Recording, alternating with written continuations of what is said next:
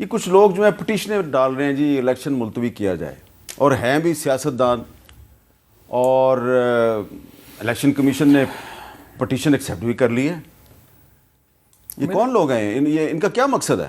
یہ بالکل میں سمجھتا ہوں اس سے انتشار پھیلے گا. الیکشن اپنے وقت پہ ہونے چاہیے. الیکشن کا وقت طے ہو گیا ہے، اب الیکشن وقت سے وہ جو کہتے ہیں مصطفیٰ صاحب جو کہتے ہیں جی وہ سیکیورٹی کے حالات بڑے خراب ہیں، حملے شروع ہو گئے ہیں. تو حملے تو 2008 میں بھی ہو رہے تھے، 2013 میں بھی ہو رہے تھے، 2018 میں بھی ہو رہے تھے. الیکشن تو ہو گیا.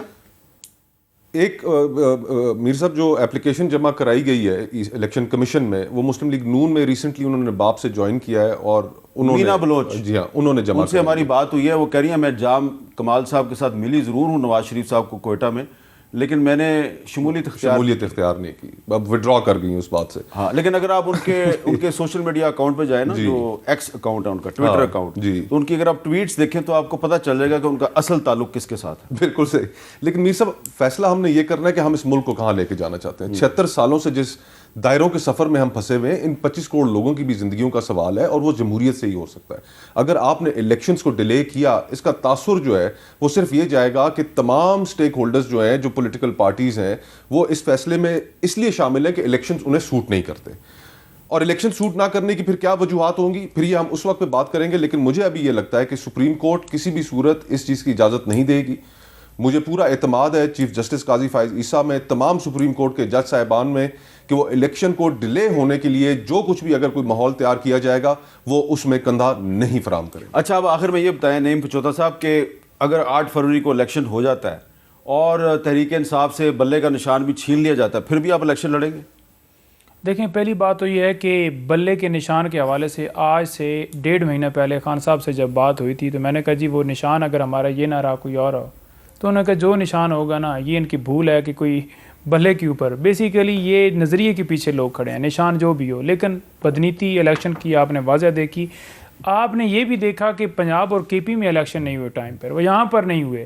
اور اب 8 فروری کی اگر ڈیٹ آ گئی ہے تو پھر کوئی نہ کوئی برف باری کا بہانہ بناتا ہے، کوئی دہشت گردی کا بہانہ بناتا ہے.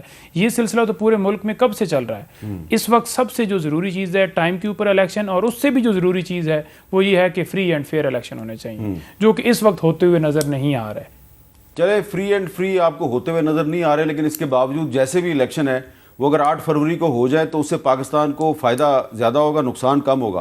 آپ تینوں کا بہت بہت شکریہ. اور میں چلتے چلتے صرف یہ کہوں گا کہ 3 بڑی پارٹیاں جو ہیں پاکستان کی، ان کے آپس میں بہت سے اختلافات ہیں، مسلم لیگ نون، پیپلز پارٹی، تحریک انصاف.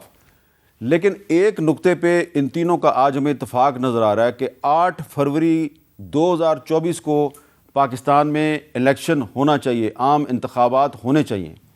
وہ لوگ جو ان انتخابات کو ہیلے بہانوں سے ملتوی کرانے کی کوشش کر رہے ہیں، ان کی خدمت میں گزارش ہے کہ آپ باز آ جائیں، کیونکہ فائدہ اس میں پاکستانی قوم کا نہیں ہے. اگر الیکشن ملتوی ہوا تو فائدہ صرف آپ کا ہوگا، آپ کا ذاتی فائدہ ہے اس میں، آپ کا ذاتی سیاسی مفاد ہے الیکشن کو ملتوی کرانے میں، کیونکہ شاید آپ کا ٹینیور تھوڑا بڑھ جائے گا. تو اس کام سے باز آ جائیں.